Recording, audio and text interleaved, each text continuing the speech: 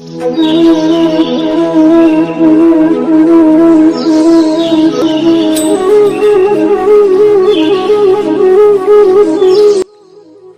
को राधे राधे। आपका अपने YouTube चैनल कलयुग अमृत पर आपका तहे दिल से स्वागत है। मैं आज आपके लिए फिर से एक नया वीडियो लेकर आई हूँ।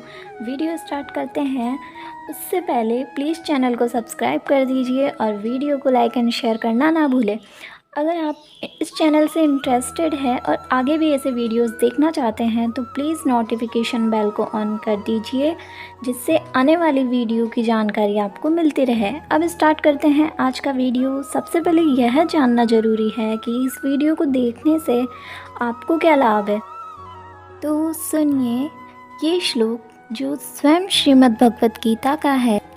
गीताध्ययनशीलस्य प्राणायाम परस्य च नेव सन्ति ही पापानि पूर्व जन्म कृतानि च।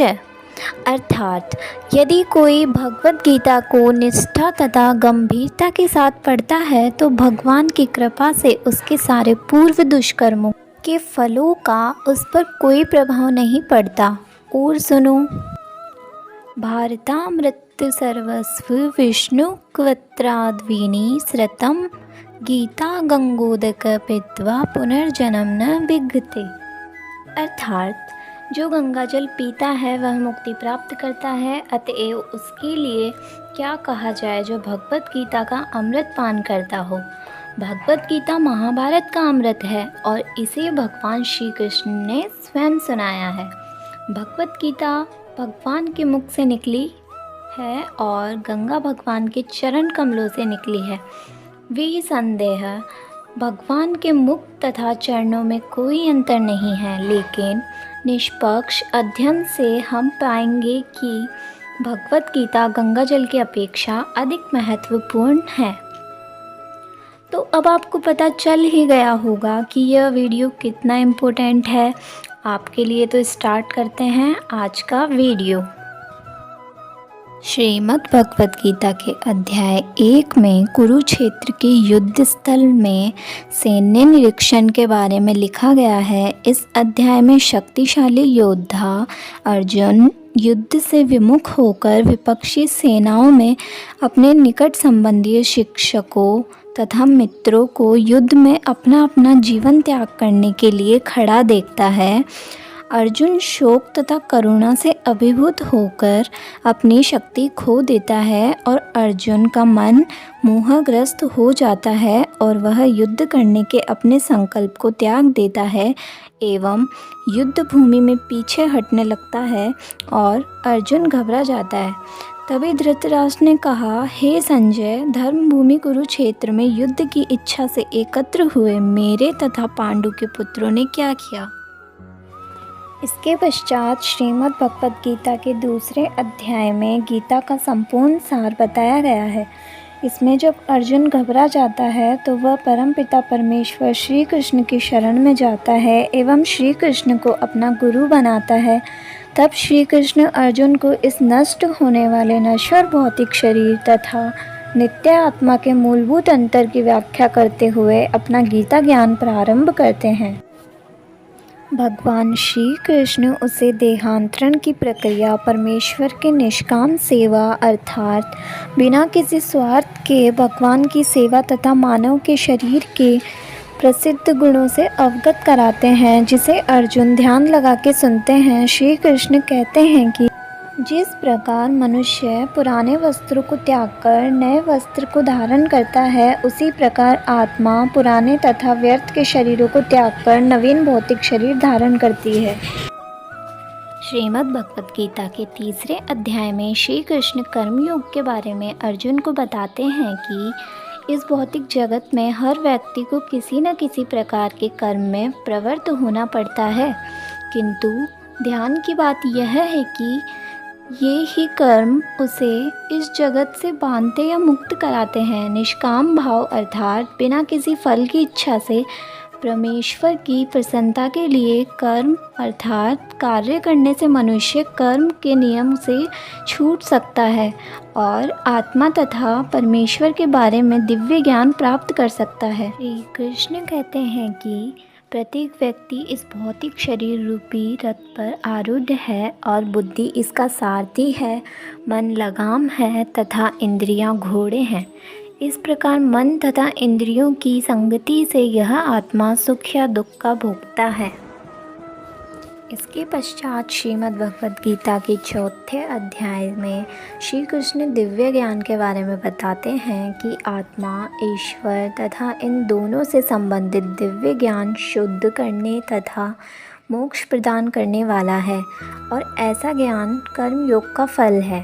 भगवद गीता के प्राचीन इतिहास इस भौतिक एवं नश्वर जगत में बारंबार अपने अवतरण की महत्ता तथा गुरु के पास जाने की आवश्यकता का उपदेश देते हैं एवं गुरु की महिमा का भी वर्णन करते हैं। श्री कृष्ण कहते हैं कि संसार के सारे भौतिक कार्यकलाप प्रकृति के 3 गुणों के अधीन संपन्न होते हैं। यद्यपि प्रकृति के 3 गुण परमेश्वर कृष्ण से उद्भूत है, फिर भी भगवान कृष्ण उनके अधीन नहीं होते हैं। इसके पश्चात श्रीमद् भगवद गीता के 5वें अध्याय में श्री कृष्ण कर्म योग का विस्तार से वर्णन किया है एवं श्री कृष्ण ने कहा है कि ज्ञानी पुरुष दिव्य ज्ञान की अग्नि से शुद्ध होकर बहुत सारे कर्म करता है, किंतु अंतर में उन कर्मों के फल का परित्याग करता हुआ शांति, विरक्ति, सहिष्णुता, आध्यात्मिक दृष्टि तथा आनंद की प्राप्ति करता है। श्री कृष्ण कहते हैं कि कम बुद्धि वाला व्यक्ति देवताओं में अनुग्रह पाने की आशा करते हैं और ऐसी वस्तुएं प्राप्त करते हैं जो अस्थायी होती है और मृत्यु के समय समाप्त हो जाती है। वास्तव में ये सारे लाभ भगवान ही प्रदान करते हैं। इसके पश्चात श्री कृष्ण भगवद गीता के 6वें अध्याय में ध्यान योग के बारे में बताते हैं एवं कहते हैं कि ध्यान ही जीवन का आधार है। ध्यान बिना जीवन का कोई उद्देश्य पूरा नहीं हो सकता। अष्टायोग मन तथा इंद्रियों को नियंत्रित करता है और ध्यान को परमात्मा पर केंद्रित करता है। इस विधि की परिणति समाधि में होती है। श्री कृष्ण कहते हैं कि योग में सिद्ध योगी अपने शरीर को त्यागने के स्थान तथा समय की व्यवस्था कर सकता है। अन्य मनुष्यों का इस पर कोई वश नहीं होता है। इसके पश्चात श्री कृष्ण ने श्रीमद् भगवद गीता के 7वें अध्याय में भगवत ज्ञान के बारे में बताते हुए कहते हैं कि मैं अर्थात श्री कृष्ण समस्त कारणों का कारण हूँ। मैं परम सत्य हूँ। महात्मा कर्ण भक्ति पूर्वक उनकी शरण ग्रहण करते हैं, किंतु अपवित्र जन पूजा के अन्य विषयों की ओर अपने मन को मोड़ देते हैं। श्री कृष्ण कहते हैं कि मैं समस्त आध्यात्मिक तथा भौतिक जगत का कारण हूँ। प्रत्येक वस्तु मुझी से उद्भूत है। जो व्यक्ति बुद्धिमान है वह भलीभांति जानते हैं। वे मेरी प्रेमा भक्ति में लगते हैं तथा हाय से पूरी तरह से मेरी पूजा करते हैं। इसके पश्चात 8वें अध्याय में श्री कृष्ण किस प्रकार भगवत प्राप्ति करे उसके बारे में बताते हैं कि जो व्यक्ति पूरे जीवन भक्ति भाव से मेरी अर्थात श्री कृष्ण की पूजा करता है वह मेरा स्मरण करता है और विशेषकर मृत्यु के समय जो व्यक्ति श्री कृष्ण का स्मरण करता है वह व्यक्ति निश्चित ही परम धाम को प्राप्त कर सकता है। श्री कृष्ण कहते हैं कि जो व्यक्ति सदैव मेरा चिंतन करता है, मेरा भक्त बनता है, मेरी पूजा करता है और मुझे नमस्कार करता है, इस प्रकार वह व्यक्ति निश्चित रूप से मेरे पास आएगा। मैं तुम्हें वचन देता हूँ क्योंकि तुम मेरे परम मित्र हो। इसके पश्चात पिता परमेश्वर श्री कृष्ण श्रीमद् भगवद गीता के 9वें अध्याय में परम गुप्त ज्ञान के बारे में बताते हैं कि भगवान श्री कृष्ण परमेश्वर है और सभी के लिए पूज्य हैं। भक्ति के माध्यम में जीव श्री कृष्ण के साक्षात संबंध है। शुद्ध भक्ति को जागृत करके मनुष्य श्री कृष्ण के धाम को वापस जाता है। इसके पश्चात श्रीमद् भगवद गीता के 10वें अध्याय में श्री कृष्ण श्री भगवान के ऐश्वर्य के बारे में बताते हैं, अर्थात स्वयं का परिचय देते हैं कि बल, सौंदर्य, ऐश्वर्य या उत्कृष्टता प्रदर्शित करने वाली समस्त अद्भुत घटनाएं, चाहे वे इस संसार यानी इस लोक की हो या आध्यात्मिक जगत में, श्री कृष्ण की देवी शक्तियों एवं ऐश्वर्यों के आशिक, सलक अर्थात अभिव्यक्तियाँ हैं। समस्त कारणों के कारण स्वरूप तथा सर्वस्वरूप कृष्ण समस्त जीवों के परम पूजनीय है। इसके पश्चात श्री कृष्ण ने श्रीमद् भगवत गीता के 11वें अध्याय में अपने विराट रूप के दर्शन दिए। विश्व रूप दर्शन कर स्तब्ध हुए अर्जुन ने कहा, हे विश्वेश्वर, हे विश्वेश्वर, मैं आपके शरीर के अनेकानेक हाथ, पेट, मुख तथा आँखें देख रहा हूँ, जो सर्वत्र फैले हुए हैं और जिनका अंत नहीं है। आप में न अंत दिखता है, न मध्य और न आदि।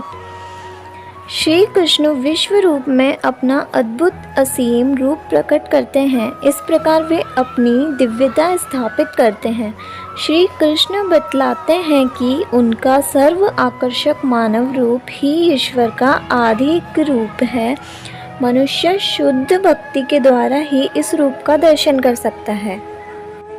श्रीमद् भगवद गीता के 12वें अध्याय में श्री कृष्ण भक्ति योग के बारे में बताते हुए कहते हैं कि कृष्ण के शुद्ध प्रेम को प्राप्त करने का सबसे सुगम एवं सर्वोच्च साधन भक्ति योग है।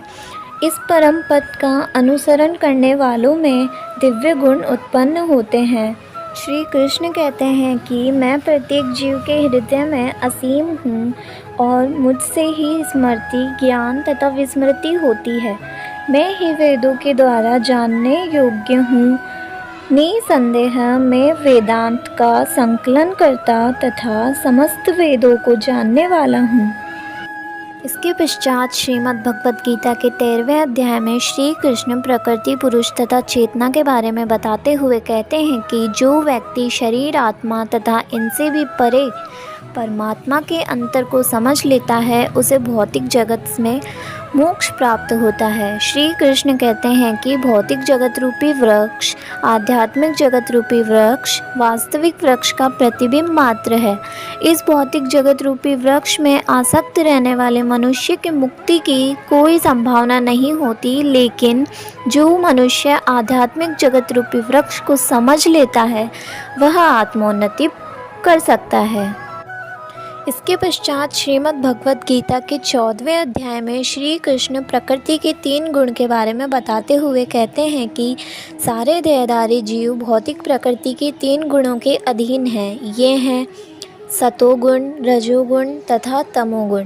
कृष्ण बताते हैं कि ये गुण क्या है, ये हम पर किस प्रकार क्रिया करते हैं, कोई इनको कैसे पार कर सकता है और दिव्य पद को प्राप्त व्यक्ति के कौन कौन से लक्षण हैं। श्री कृष्ण कहते हैं कि मृत्यु के समय जीव द्वारा विकसित की गई चेतना उसे दूसरे शरीर में ले जाती है। जैसे अगर किसी जीव ने अपनी चेतना पशु जैसी बना रखी है तो उसे पशु का शरीर प्राप्त होना निश्चित है। इसके पश्चात श्री कृष्ण 15वें अध्याय में पुरुषोत्तम योग के बारे में बताते हुए कहते हैं कि वैदिक ज्ञान का चरम लक्ष्य अपने आप को भौतिक जगत के वास से विलग अर्थात अलग करना तथा कृष्ण को भगवान मानना है। जो कृष्ण के परम स्वरूप को समझ लेता है, वह उनकी शरण ग्रहण करके उनकी भक्ति में लग जाता है।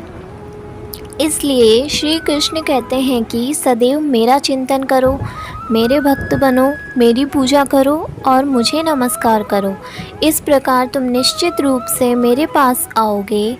मैं तुम्हें वचन देता हूँ, क्योंकि तुम मेरे परम प्रिय मित्र हो। इसके पश्चात श्री कृष्ण श्रीमद् भगवद गीता के 16वें अध्याय में देवी तथा असुरी स्वभाव के बारे में बताते हुए कहते हैं कि शास्त्रों के नियमों का पालन न करके मनमाने ढंग से जीवन व्यतीत करने वाले तथा असुरी गुणों वाले व्यक्ति अधान योनियों को प्राप्त होते हैं और आगे भी भवबंधन में पड़े रहते हैं। किंतु देवी गुणों से संपन्न तथा शास्त्रों को आधार मानकर नियमित जीवन बिताने वाले लोग आध्यात्मिक सिद्धि प्राप्त करते हैं। इसके पश्चात श्री कृष्ण श्रीमद् भगवद गीता के 17वें अध्याय में श्रद्धा के विभाग के बारे में बताते हैं कि भौतिक प्रकृति के 3 गुणों में 3 प्रकार की श्रद्धा उत्पन्न होती है, रजोगुण तथा तमोगुण। में श्रद्धापूर्वक किए गए कर्मों में अस्थायी फल प्राप्त होते हैं, जबकि शास्त्र सम्मत विधि से सतोगुण में रहकर संपन्न कार्य हृदय को शुद्ध करते हैं। ये भगवान श्री कृष्ण के प्रति शुद्ध श्रद्धा तथा भक्ति उत्पन्न करने वाले होते हैं। इसके पश्चात श्री कृष्ण ने श्रीमद् भगवद गीता के अंतिम अध्याय 18वें में संन्यास की सिद्धि के बारे में बताते हुए कहा है कि श्री कृष्ण वैराग्य का अर्थ और मानवीय चेतना तथा कर्म पर प्रकृति के गुणों का प्रभाव समझाते हैं। वे ब्रह्म अनुभूति, भगवद गीता की महिमा तथा भगवद गीता के चरम निष्कर्ष को समझाते हैं। यह चरम निष्कर्ष यह है कि धर्म का सर्वोच्च मार्ग भगवान श्री कृष्ण की परम शरण गति है, जो पूर्ण प्रकाश प्रदान करने वाली है और मनुष्य को कृष्ण के नियम धाम को वापस जाने में समर्थ बनाती है। ये संपूर्ण श्रीमद् भगवद गीता का सार था। अगर आपको वीडियो अच्छा लगा हो तो प्लीज़ चैनल को लाइक सब्सक्राइब करना ना भूलें और कमेंट में राधे राधे ज़रूर लिखें। आगे फिर मिलते हैं एक नए वीडियो के साथ, तब तक के लिए अलविदा।